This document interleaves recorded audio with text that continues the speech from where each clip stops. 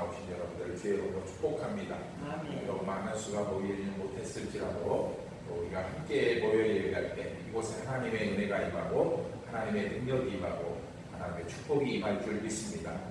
오늘 우리는 로마서 12장을 살펴볼 건데 지난주에 로마서 12장 1절로 2절 중에 첫 번째 부분을 살펴봤어요. 첫 번째 부분이 뭐였냐면은 영적 예배를 드리라는 거였죠. 그런데 여기에서 드려라라는 것과 너희 몸을 거룩한 산 제물로 드려라라는 그런 내용을 살펴봤어요. 근데 여기서 산 제물로 드리라는 것.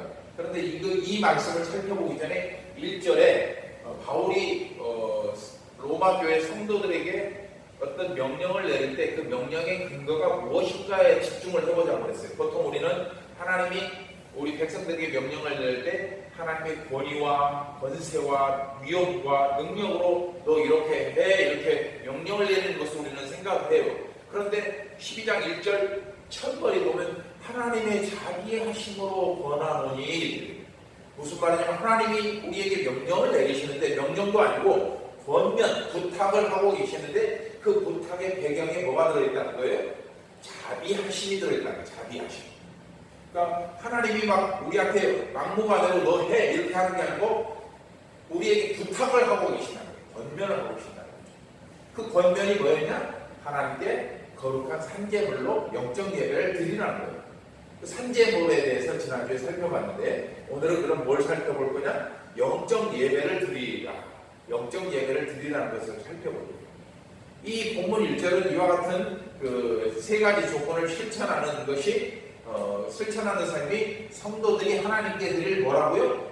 영적 예배라고 하고 있어요. 그러니까 드려라, 거룩한 산제물로 드려라. 이것이 뭐라? 너희가 하나님 기뻐하시는 영적 예배니라 이렇게 말씀을 하고 있어요. 그런데 이 영적 예배라는 표현으로 인해서 말씀을 명쾌하게 이해하는데 걸림돌이 돼요. 영적 예배가 뭐지? 영적 예배가 뭐지? 이렇게 이것이 좀 이해가 덜 돼서 그래요. 그래서 본문을 이분법적으로 한번 생각해 보면 무슨 성도가 드리는 예배는 두 가지가 있다는 뜻이에요. 뭔 말이에요? 영적인 예배가 있고 또 하나는 뭔 예배가 있어요? 육적인 예배가 있는 거죠. 그러니까 하나님이 기뻐하시는 예배가 있고 하나님이 기뻐하지 못하는 예배가 있다는 거예요. 이것을 한번 전제로 하고 생각해 봐야 돼요. 원어 성경을 보면은 이 영적 예배라고 하는 단어는 영적 예배라는 단어가 원래는 이런 뜻이 아니었어요. 이 영적이라는 뜻이 이런 뜻이 아니고 하나님이 기뻐하실 합리적인 예배를 드려라 이렇게 그 단어의 뜻은 원래 그거예요. 그런데 그 합리적인 예배가 뭐냐? 이제 번역상에서 영적 예배로 번역을 한 거예요. 그러니까 그러니까 아까 말씀드렸죠. 영적 예배를 드려면 영적 예배가 뭐야? 이렇게 생각을 하잖아요. 우리가 영적 예배가 뭐야 생각하는데 약간 헷갈려요. 근데 그것을 단어를 바꿔서 하나님이 기뻐하시는 무슨 예배? 합리적인 예배를 드려라 하면은 아하 어느 정도면 이해가 조금 더 되는 거죠.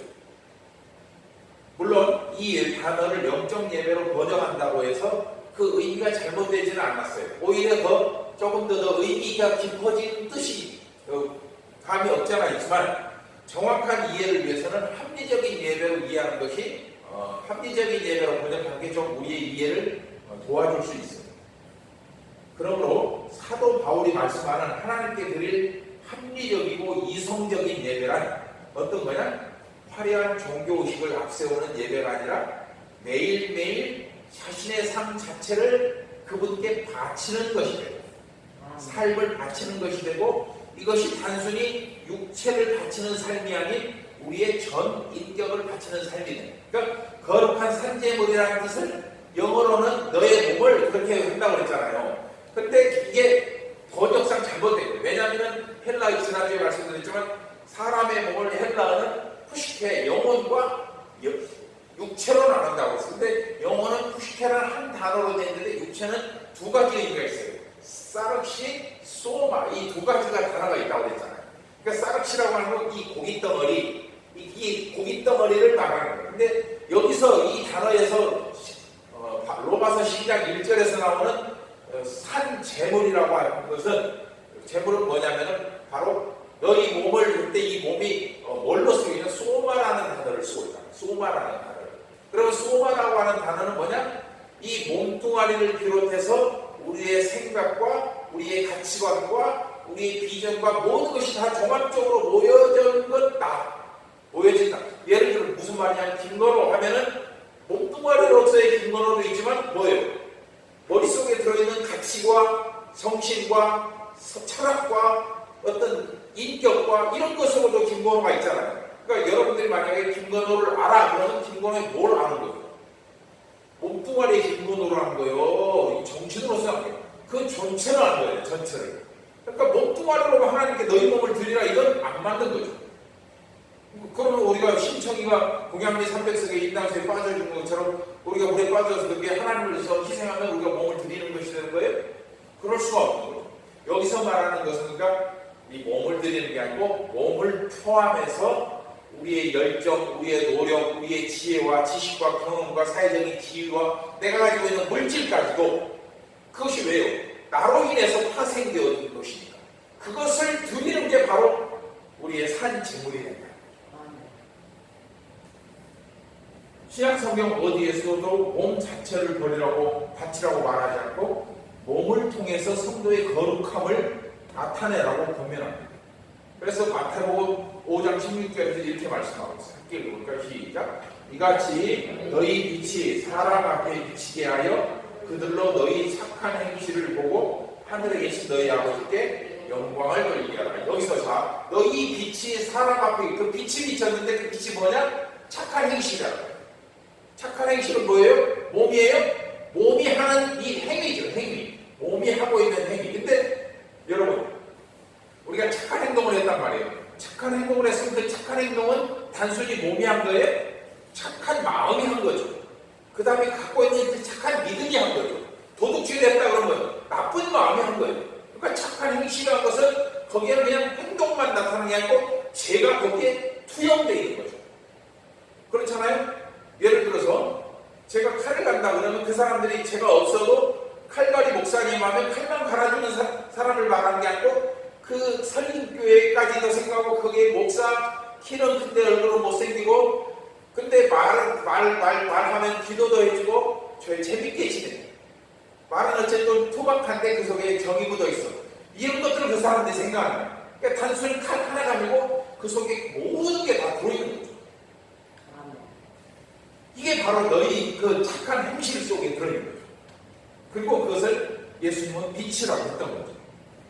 따라서 하나님으로부터 의롭다 하심을 입은 성도는 하나님이 기뻐하시는 영적 예배의 의미를 깨닫고 그 삶에서 성도의 거룩함을 증명해내야 될 책임이 있다.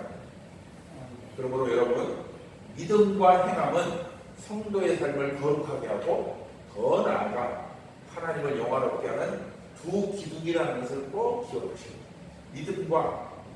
믿음과 행함은 성도의 삶을 거룩하게 만들고 그 일을 통해서 하나님을 영화롭게 하고 하나님의 나라를 확장하는 두 기둥이라는 거예요. 그것은 마치 불을 우리가 불이 났어요. 이 불을 분석을 해보면 무엇과 무엇으로 나누면 열과 빛으로 나눠요. 불은 그렇잖아요. 지금 이것도 우리가 열이 없는 것 같지만 이것도 열이 있어요. 빛과 열이 있어요. 그러니까 열과 빛이 나눠져 버리면은 불이 될 수가 없는 거죠. 그러니까 우리가 이 땅에서 믿음과 행함이 분리돼 버리면은 가짜 믿음이 돼 버립니다. 이건 가짜 행함이 돼 버립니다. 근거가 없는 믿음, 행함이고 이건 행함이 없는 믿음이죠. 근거가 없는 행함이고 행함이 없는 그 믿음이 되어버리기 때문에 둘 다 가짜가 되는 거죠. 그래서 그 중에 하나라도 빠지면은 불이 일어나지 않아요. 열과 빛이 하나가 없어져 버리면. 그러므로 우리의 믿음과 행함도 똑같아요. 그냥 믿음만 있다고 나 믿음 좋다고 잘하고 다니는 건 가증스러운 거예요. 믿음 있는 사람은 마땅히 행함으로 나타나야 돼요. 마땅히 나타나는 거예요. 그래서 야고보서 2장 22절에서 이렇게 말씀해요. 함께 읽어봅시다. 시작. 내가 보거니와 믿음이 그의 행함과 함께 일하고 행함으로 믿음이 온전하게 되었느니라. 자, 그의 믿음이 무엇과 함께 있어야 돼요? 행함과 함께 있어야 되고 그래야 일을 할 수 있고 행함을 통해서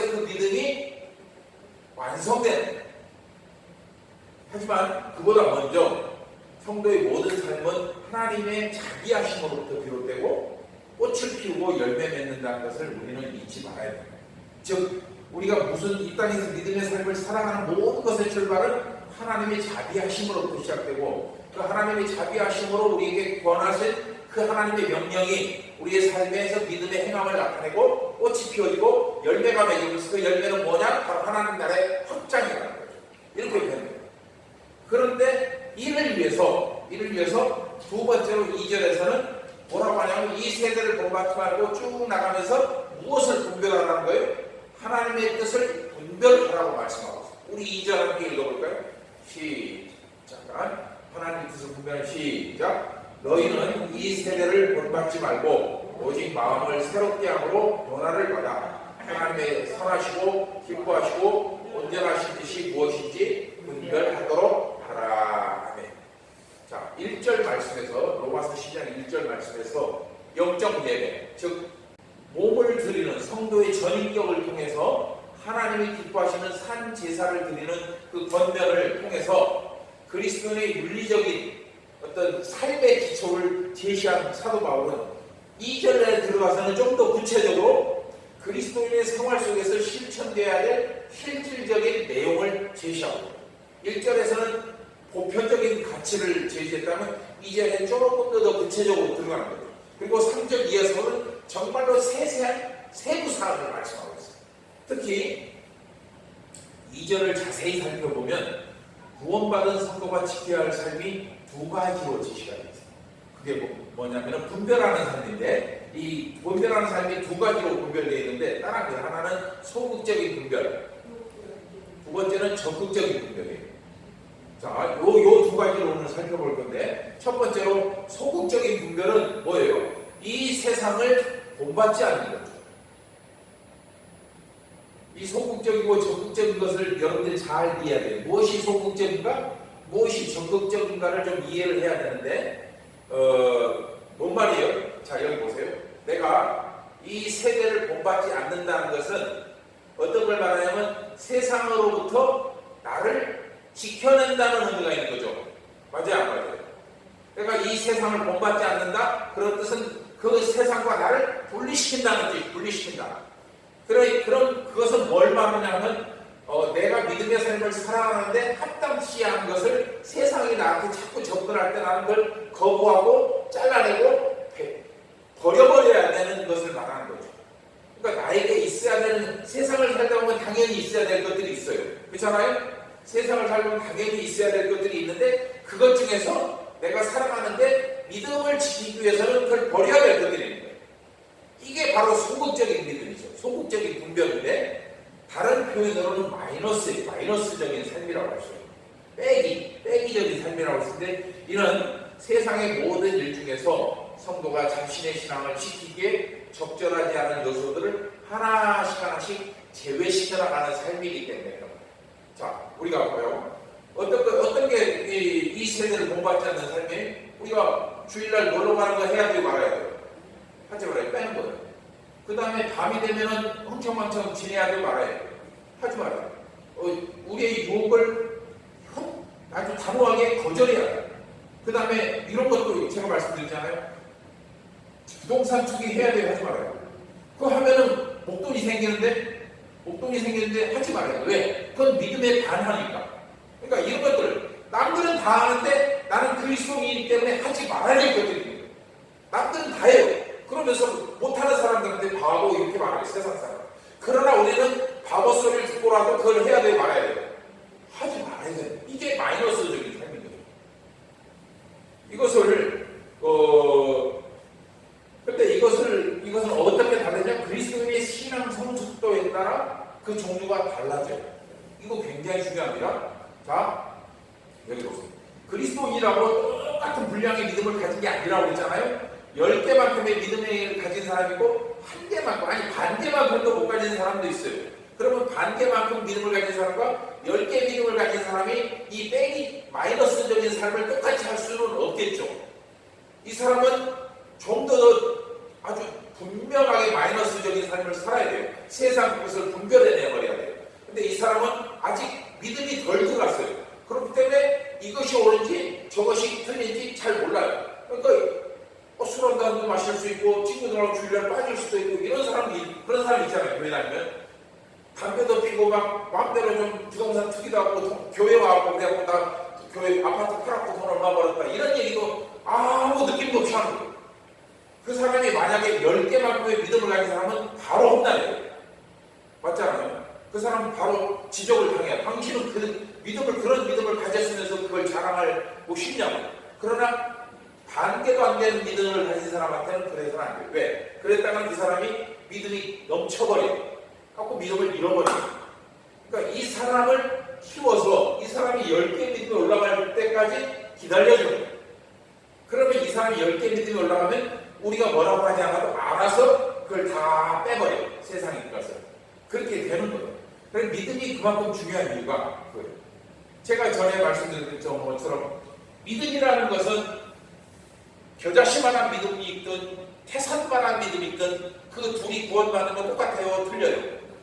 똑같아요. 어떤 믿음을 갖고 있어도 구원은 받아요. 그렇다면 하나님은 왜 더 큰 믿음을 가지라고 성경은 말씀하고 있고 이 믿음이 크도다라고 예수님은 말씀하냐? 그 믿음이 크다라는 개념은 결국 이런 것. 우리가 하나님 앞에서 쓰임받을 때 한 개짜리 쓰임을 받을 수 있는 사람이 있고 10개짜리 쓰임을 받을 수 있는 사람이 있는데 이 한 개짜리 10개짜리 그 사람의 믿음의 그릇이에요. 그릇. 그럴지라도 똑같이 구원받는데 자 아까도 우리가 신앙생활을 하면서 정말 거룩하고 경건한 삶을 살아가야 되는데 그 사람이 거룩하고 경건한 삶을 살 수 있을 만한 믿음의 그릇이 안 되는데도 그렇게 살라고 요구하는 건 체하는 거 얹혀버려요. 그러니까 그 사람은 그래서 낙심해서 교회 떠난 사람들이 얼마나 많아요. 교회 나온 게 얼마 안 됐는데 막 세상 못 볼 걸 안 보고 다 보고 교회에서 쌈박질하고 막 미워하고 도자질하고 읽어보면서 교회 떠난 사람이 얼마나 많은 거예요. 그러니까 그러면 그 사람이 떠난 게 잘못이 아니고 결국 그 사람이 잘못한 건 맞지만 그 사람을 떠나게 한 사람이 된 거예요. 이게 너희가 소자를 하나 식족시키면 연자맷돌을 짊어지고 바다에 빠뜨린 것보다 크다고 너희 죄가 크다고 예수님이 하신 말씀이 바로 그런 뜻입니다. 우리가 여기서 정말로 함부로 말하거나 함부로 행동하지 말아야 되는 이유가 그런 말을 했을 때 넉넉히 수고할 수 있는 사람이라면 괜찮은데 그 상대가 그것 때문에 실족해서 교회를 떠난다면 그 책임은 누구에게 있어요? 그 말 한 사람에게 있는 거예요. 그런 거예요. 그래서 고린도전서 8장은 성도가 신앙의 깊이에 따라 소화시킬 수 있는 믿음의 종류가 다르다는 것을 간접적으로 보여주고 있습니다. 제사 지내는 음식에 대한 건데 함께 읽어볼까요? 시작. 음식은 우리를 하나님 앞에 내세우지 못하나니 우리가 먹지 않는다고 해서 더 못 사는 것도 아니고 먹는다고 해서 더 잘 사는 것도 아니니라. 그런즉 너희가 자유가 믿음이 약한 자들에게 걸려 넘어지게 하는 것이 되지 않도록 조심하라. 자, 어떤 것을 제사 지내 음식을 먹든지 제사 지내 음식을 안 먹든지 하나님 앞에서는 아무것도 안 된다. 먹어도 괜찮고 안 먹어도 괜찮은데 이게 중요한 게 아니고 9절에서 우리는 마음껏 먹을 수 있어. 믿음의 분량이 이만큼 되니까. 그런데 그 자유를 누리기 위해서 먹었는데 그걸 본 사람이 믿음이 바닥이라면 그 사람 때문에 먹어서는 된다 안 된다? 안 된다. 그러니까 걸려 넘어지게 하는 것이 되지 않도록 조심하라. 이 말씀이 바로 그런 뜻입니다. 그렇다면 우리 그리스도인이 본받지 말아야 할 이 세대는 무엇을 가르칩니까? 우리가 본받지 말아야 할 게 뭐냐 이거예요. 원어 성경을 보면은 그 의미를 좀 더 제가 이해하기가 쉽게 되는데 이걸 원어 성경대로 해석을 해보면 뭐냐면은 너희는 계속 이 세상과 같은 모양이 되지 말라 이렇게 해석이 돼요. 그러니까 이 세상 사람들이 걸어가는 길로 가지 말라. 그 사람들이 하는 얘기 따라하지 말라. 그 사람들과 같이 어울리지 말라 이런 뜻이다. 또 다른 뜻은 너희는 너희 자신을 이 세상과 동일시하지 말라. 그러니까 저 사람도 저러는데 나도 이래야지 이러지 말라는 거예요. 이게 바로 본받지 않는 거예요. 이해가 되십니까? 즉 바울이 말하려는 내용은 성도로 부름받은 자는 이 세상에서 습관적으로 행하던 생활 방식을 이제는 빼버려야 돼요. 버려야 된다. 떨쳐버려야 된다. 제가 이런 말씀을 드릴 때 저는 죄 안 짓고 잘 사는 사람 같지만 절대로 저도 여러분들은 똑같이 죄인이에요. 그렇게 살았어요. 뭐 도토리 기적이에요. 그런데 우리는 이미 그 수준을 넘어왔어요.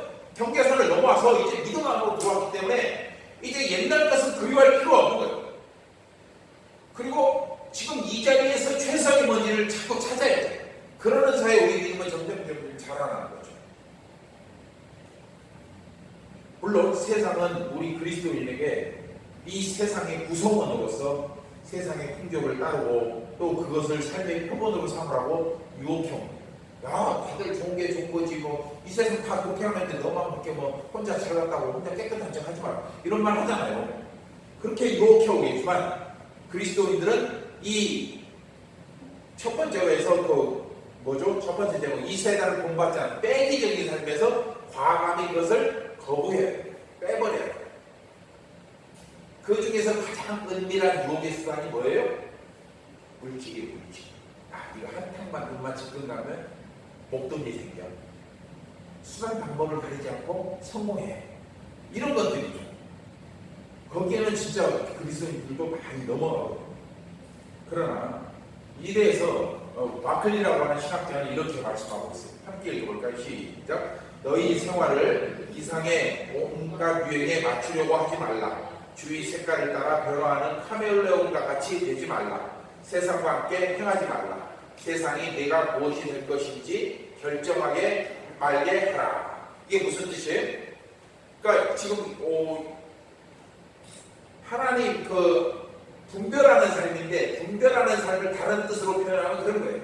세상과 유행에 맞추지 말고 주위의 색깔에 변하는 카멜레온처럼 살지 말고 그들과 함께 거래하지 말고 세상으로 하여금 네 삶을 결정하게 놔두지 말라는 거예요. 내 인생은 내 거니까 하나님께 속한 거니까 하나님이 나를 결정하도록 하나님께 맡기라는 거예요. 세상에게 맡기지 말고.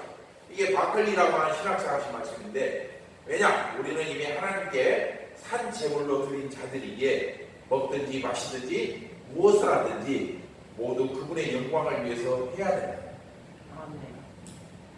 그래서 세상과 벗이 되려는 자는 하나님의 원수가 된다고 야고보서 4장 4절은 아주 강한 표현을 하고 있어요. 가늠한 여인. 함께 읽어볼까? 시작. 가늠한 여인들아 세상과 벗된 것이 하나님과 원수됨을 알지 못하느냐? 그런즉 누구든지 세상과 벗이 되고자 하는 자는 스스로 하나님과 원수되는 것이니라. 아멘. 여기서 말하는 가늠한 여인들은 결국 역적으로 표현하면 세상과 손을 잡고 걸어가는 자들을 일컫는 거예요. 믿음을 안에 있으면서도 세상의 유혹에 빠지는 자들이 바로 가늠한 여인들이 되는 거죠. 여러분, 이 세상은 우리가 일구고 씨 뿌리고 거두어야 할 일터예요.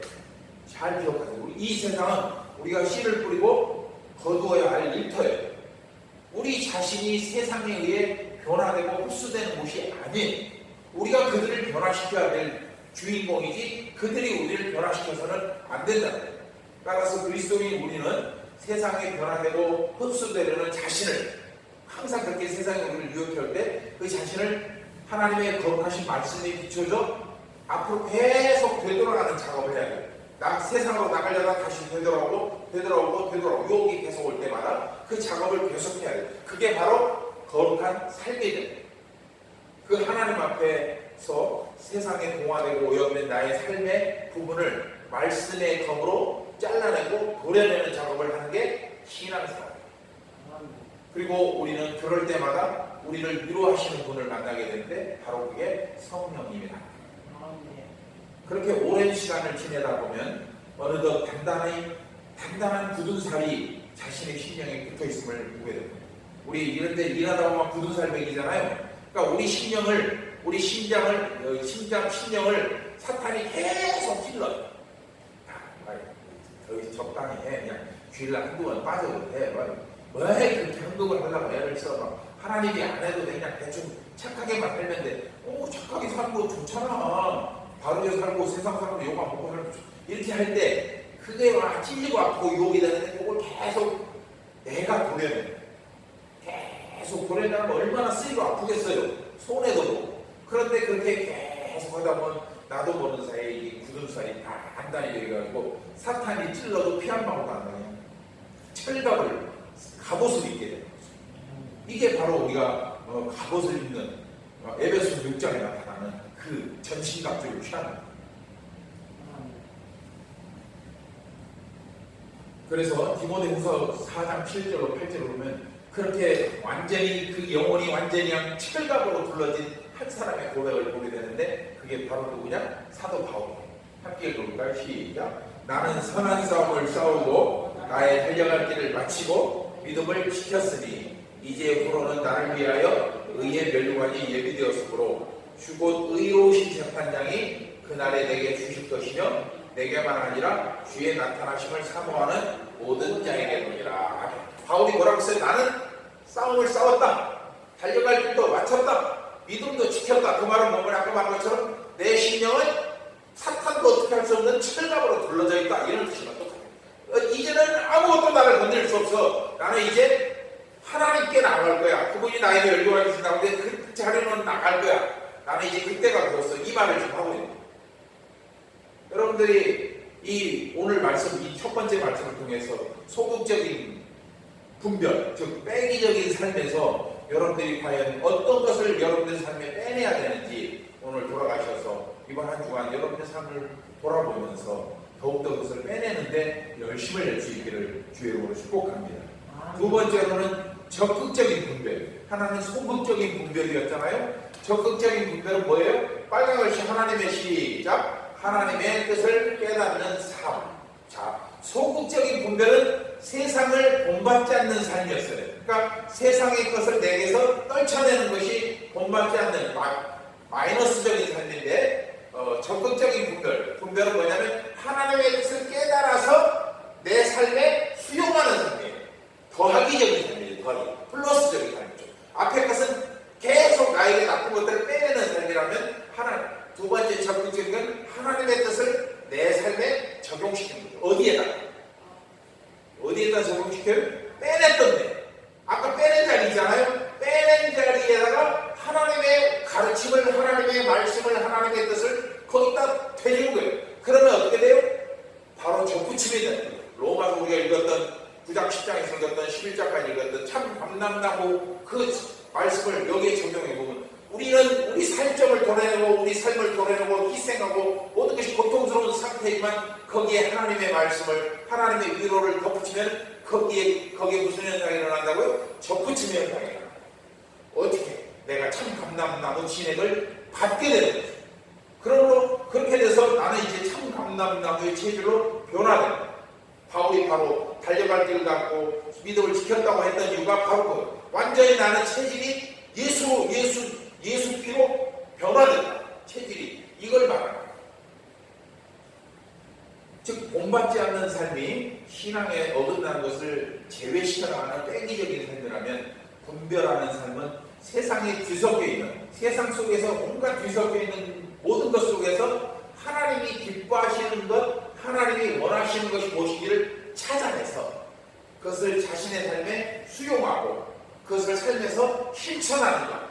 이게 바로 하나님의 뜻을 깨닫는 삶, 적극적인 분별의 삶이라는 거예요. 기가 막히죠. 특히 2절 마지막 부분에서는 2절 마지막 부분을 보면은 그처럼 그리스도인이 세상에서 분별해야 될 더하기적인 삶의 요소가 무엇인지를 바울이 3가지를 말하고 있습니다. 하나는 뭐예요? 뭘 분별해야 될 세상에 막 뒤섞여져 있는 것에서 하나님의 선하신 뜻이 뭔가를 찾아내야 돼요.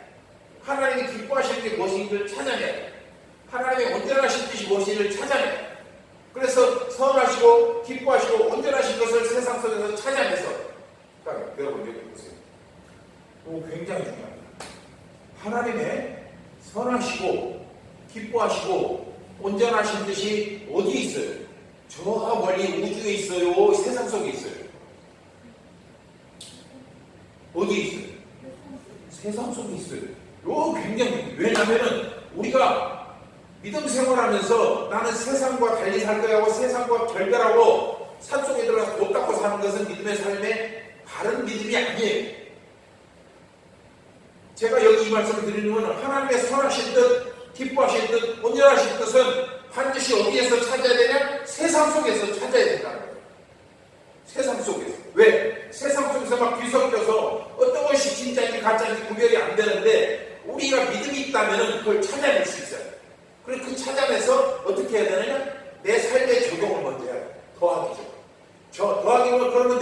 변화돼. 참 감람나무 체질로 변화돼. 예수 피로 변화돼. 그러면 그 변화된 것이 뭘로 나타나냐? 능력으로 나타나요.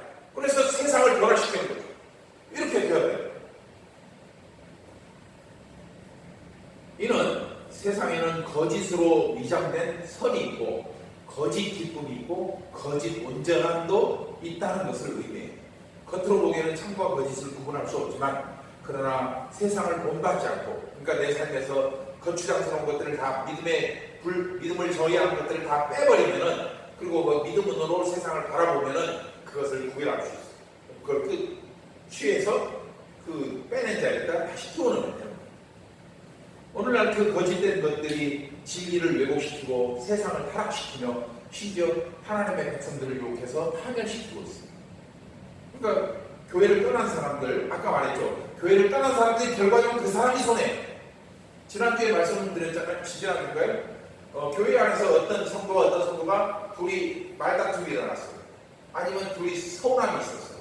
그래갖고는 둘이서 도저히 안 되겠다 싶어서 한 사람이 그냥 난 도저히 저 사람하고 신앙생활을 떠나버렸어요. 근데 이 사람은 자기도 억울하지만 끝까지 그냥 찰거머리 같이 교회에 붙어 있었어요. 누가 손해? 떠난 사람이었어요. 왜? 그 사람은 자기 스스로 이 구원받을 믿음이 성장할 것을 걷어차버립니다. 물론 교회를 떠나고 다른 교회 가서 열심히 잘 신앙생활하면 감사할 일이에요. 그러나 그렇게 떠난 사람 치고 다른 교회 가서 정착하는 사람들이 많지 않아요. 교회 상처 입고 떠난 사람이 다른 교회 가서 정착한다? 쉽지 않아요. 왜? 그곳에 가면 또 그런 사람이 없을 것 같아요? 사람 사는 데는 어디나 다 있어요. 그런 사람. 다 있어요. 어느 쪽이든 있어요. 그러니까 거기서도 그 사람은 꼭 그런 일이 굉장히 희한하게 그런 사람을 또 가면 또 만나게 되어있어요. 그러니까 그것은 뭔 말이에요? 떠나는 것보다 우선하는 게 버텨내는 게 우선하다. 끝까지 거기서 붙어있는 게 장땡이라는 거예요. 그래야 세상에서 그리스도인의 정체성을 유지하기 위해서는 세상에 반하는 세상을 본받지 않는 것, 즉 빼기 신앙만으로는 부족해요. 내가 세상을 본받지 않는다고 세상 걸 내 안에서 있는 습성들, 습관들, 욕심들 다 제한다고 해서 내가 거룩한 사람이 된다? 아니에요. 부족해요. 한참 부족해요. 그리스도인은 뒤죽박죽이 되어버린 세상에서 하나님이 자신을 위해서 예비하신 아름다운 선물을 찾아내어야 할 사명입니다. 왜? 자기 자신을 위해서, 첫째는. 두 번째로는 그 세상을 위해서. 내가 찾아내어야만이 그걸 나눠줄 수가 있는데, 나도 굶어 죽는데 어떻게 나눠줘요? 은혜가 넘치지 않으면 세상의 은혜를 나눠줄 수가 없어요. 우리 교회가, 여러분들이 어떻게 생각하실지 모르겠는데, 우리 교회가 소년원 친구들 간식을 갖다 주고 칼갈이를 하는 것이 그게 말이에요. 그냥 가짜로 할 수도 있어요. 가짜로 할 수도 있지만 하나님이 볼 때는 절대 그렇지 않아요. 세상 사람들이 볼 때는 아이고 지들도 먹고 살기 힘들면서 그냥 지들이랑 먹고 살고 남들 나눠주고 그런 일 해. 그냥 그럴 수도 있어요. 그러나 하나님 볼 때는 아니. 하나님은 뭐라고 말씀해요? 아니다. 너희들이 잘못 생각했다. 설립교회는 김문호 목사와 설립교회 성도들은 겉으로 볼 때는 부족한 사람처럼 보이지만 너희들보다 훨씬 부자다. 부요해야만이 나눠줄 수 있는 거예요. 재산이 부여해서 아니고 믿음이 충만해요. 은혜가 충만해야 축복이 넘쳐야만이 나눠줄 수 있는 거죠. 세상에서는 그렇지 않다는 거죠. 이를 위해서는 무엇이 거짓이고 진실한지 구분하는 기준이 있어야 되는데 그 가장 확실한 것이 바로 성경 말씀입니다. 제가 이렇게 말하면 어떤 사람은 이런 반론을 제기할 수도 있어요. 그냥 선물 하나님이 그냥 공짜로 주시지 뭘 보물 찾기도 아닌데 막 감춰두고 그래서 우리로 세상 속에 찾아내라고 하느냐 이거예요. 이게 오늘 말씀의 핵심입니다. 여러분, 하나님이 주시는 선물, 즉 값없이 주시는 이 구원의 진리는 누구나 얻을 수 있지만 아무나 얻을 수 있는 건 아니에요. 누구나 얻을 수 있어요. 공짜로 받을 수 있지만 그러나 아무나 받을 수 있는 건 아니에요. 제가 그런 말 하잖아요. 칼갈이 저한테 배운 목사님들이 저한테 그 말해요. 이거 아무나 하는 게 아니에요. 저한테 그래요. 그럼 저는 아니요. 누구나 할 수 있어요. 근데 아무나 못하죠. 기회는 누구에게나 있지만 살아난 교회를 찾지 못합니다. 그래서 하나님이 우리에게 주시는 선물도 그렇답니다. 하나님은 누구든지 우리가 구원을 얻기를 바래요. 누구든지 다 구원을 받아요. 그러나 그 구원은 어떻게 얻을 수 있냐? 그 구원을 찾는 자에게만 주시는 하나님의 특별한 특권이고 선물이라. 그냥 가만히 있으면 감당이 떨어지는 게 아니고 하나님이 기회를 주셨어요. 너희들 다 누구든지 와라. 그러나 그 누구든지 속에 있는 사람은 그 하나님을 찾아야 돼. 마태복음 13장 44절에 기록된 밭에 감추인 보화에 대한 비유가 이것을 정확하게 보여줘요. 함께 읽어볼까? 시작. 천국은 마치 밭에 감추인 보화와 같으니 사람이 이를 발견한 후 숨겨두고 기뻐하며 돌아가서 자기의 소유를 다 팔아 그 밭을 사느니라. 네. 여러분, 이 세상에서 노력하지 않고 얻을 수 있는 것은 없습니다. 요새 제가 전화를 참 많이 받는데 공짜로 뭐 준다는 거 다 사기꾼 거짓이에요. 그런데 문제는 성도들이 어떤 것이 참 진리고 어떤 것이 거짓 진리인지 구별할 능력이 부족하거나 없다는 것이 문제죠. 마음은 그렇지 않은데 막상 참과 거짓을 분별하라고 하려고 하면은 그것이 그것처럼 보인다는 거예요. 왜? 참과 기주술 분별하는 기준이 없기 때문에. 좀 더 깊이 들어가면 말씀을 읽고 그 말씀을 묵상하고 말씀 안에 담긴 뜻을 깨달아 알지 못하기 때문에. 오늘 본문은 그 원인이 변화되지 않았기 때문이라고 말씀하고 있어요. 즉 변화가 없기에, 말씀으로 변화가 없기에 세상을 분별할 능력이 없는 거죠. 변화가 없는데 어떻게 세상을 분별하겠습니까? 이 표현은 우리 그리스도인들에게 굉장히 부끄러움고 치욕적인 말입니다. 왜냐하면 이 교회 안에 무늬만 그리스도인일 뿐 아직 성령으로 거듭나지 않은 사람이 많다는 거예요. 변화되지 않는 사람. 나름대로는 열심히 신앙생활을 하고 있지만 정작 그 영혼은 아직 성령 체험을 하지 못하고 하나님의 나라의 의미를 깨닫지 못하고 있다. 의외로 많은 사람들이 그런 상태예요. 교회에 있으면서. 그럼 어떤 결과가 나타날까? 그런 사람들이 있어요. 그 사람들은 오늘 본문 말씀을 못 깨달아요. 즉 세상을 분별하지 못해요. 마이너스적인 삶을 못 살아요. 그러니까 교회를 다니면서도 나쁜 일을 일삼는 거죠. 거짓말을 일삼고 자기 욕심대로 살아가는 거예요. 그리고 자신을 거룩하고 순결한 하나님 그리스도의 힘으로 지켜내지 못해요. 계속 오염시켜요. 그러니 세상의 소금과 빛은 더더욱 되지 못하죠. 이게 바로 오늘날 그리스도인 중에 변화되지 못한 사람들의 모습입니다. 여러분, 신앙생활이 여러분이 지금 신앙생활하면서 내가 이 교회 나온 것이 기쁘고 기다려지고 사모하는 마음이 있다는 것은 여러분들이 이미 거듭남을 경험했다는 가장 확실한 증거예요. 교회 와서 무슨 달콤한 얘기를 하겠다고 기다리고 사모합니까? 교회 와서 맨날 김건호 목사는 맨날 마음이 양심이 찔리는 얘기만 팍팍 해야 되는데 듣고 나면 그냥 집에 갈수록 마음이 튕기고 그러잖아요. 제가 어제 좋은 얘기 별로 한 거 봤어요? 그런데도 왜 이 자리가 사모자냐? 왜? 내 마음이 거듭났기 때문에. 그렇기 때문에 그 말씀이 겉으로는 찔리지만 들어가 보면 아주 달고 오묘한 생명의 말씀이 되기 때문에. 그래서 신앙생활이 기쁘고 감사가 넘치기 위해서는 가장 먼저 그 심령이 성령으로 변화되고 즉 거듭나야만 합니다. 그 다음에 자신의 모든 죄에 대해서 하나님 앞에 가슴을 찢으며 고백하는 회개가 일어나요. 거듭난 사람은 회개할 수 있어요. 거듭나지 않은 사람은 죽었다 깨어나도 회개하지 못해요. 내가 무슨 죄를 졌는지 모르기 때문에. 그런 과정 없이 그저 귀에 달달한 설교 말씀만 좋아하다 보면 풍파가 몰아칠 때 여지없이 신앙이 흔들리고 무너질 수 있어요. 여러분, 제가 설교하면서 예화를 거의 안 쓰죠. 왠 줄 아세요? 예화를 쓸 시간이 없어요. 여러분들이 말씀 전하기도 바빠요. 그 말씀도 고르고 골라서 축약해서 전하는 거예요. 그러니까 설교 시간에 달달한 예화 말씀만 하다가 설교가 또 끝나는 목사님들 보면 대단한 능력이다. 어떻게 저렇게 그거를 전할 수 있을까? 저는 그런 생각이에요. 달달한 말씀이 여러분들 좋은 건 아니에요. 내 양심에 찔리는 말씀이 정말 중요한 거예요.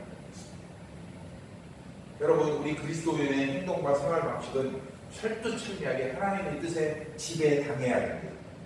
그리고 그렇게 하나님의 뜻에 합당한 삶을 가르쳐서 오늘 본문 1절은 하나님이 기뻐하시는 영적 예배라고 말씀하고 있습니다. 즉 하나님이 기뻐하시는 참된 예배는 성령으로 거듭난 우리가 더 이상 세상을 본받지 않고, 즉 분별하고 빼내버리고 더 나아가 뒤죽박죽 되어버린 세상 속에서 하나님의 선하시고 기뻐하시고 온전한 뜻이 무엇인지를 분별해서 그것을 내 삶의 양식으로 취하고, 그 양식으로 취해서 내가 예수 그리스도의 피로 변화되어서 세상을 살리는 갑옷을 입고 그것을 나눠줄 수 있는 능력자고, 그리고 나서 그 세상을 향해 하나님 우리 아버지 되심을 마음 가운데 드러내는 거예요. 이게 바로 하나님이 기뻐하시는 참된 예배랍니다. 세상 사람들이 뭐라고 해도 하나님을 믿는 여러분은 그 하나님이 우주 만물의 주인 되심을 정확히 깨닫고 고백할 수 있어야 돼요. 그래야만이 나도 구원, 나의 구원도 있고 세상의 구원도 있고, 나만 구원 받았다고 나만 받아서는 됐지 좋다고 제자리에 머물러 있으면 구원은 받겠죠. 그러나 얼마나 하나님 앞에 죄송스러워요. 믿음의 분량을 줬는데 그 믿음의 분량을 직무유기하고 있으면 안 된다는 거죠. 여러분들의 믿음이 정말 여러분 스스로 간신히 구원할 만큼의 믿음이라면 그냥 그 자리에 있어도 돼요. 그러나 내가 가지고 있는 열정이 있어, 성품이 있거든요. 하나님이 주신 성품이 그 믿음의 그릇이에요. 사실 원사님 이해하시겠죠? 믿음이 들어왔는데 그 믿음이 어디서 이게 자라냐? 내 성품의 그릇 속에 자라는 거예요. 그러니까 성품은 뭐예요? 다시 말하면 은사예요. 은사 속에서 믿음이 자랄 때 이 성품이 지도자적인 성품을 갖고 있는데도 아이고 나는 그냥 조용히 있다 천국 갈 거야. 아니야. 그건 친구요. 이제 말씀을 정리하겠습니다. 여러분, 하나님은 우리의 삶 전체를 거룩한 제물로 바치는 살아있는 예배를 기뻐하십니다.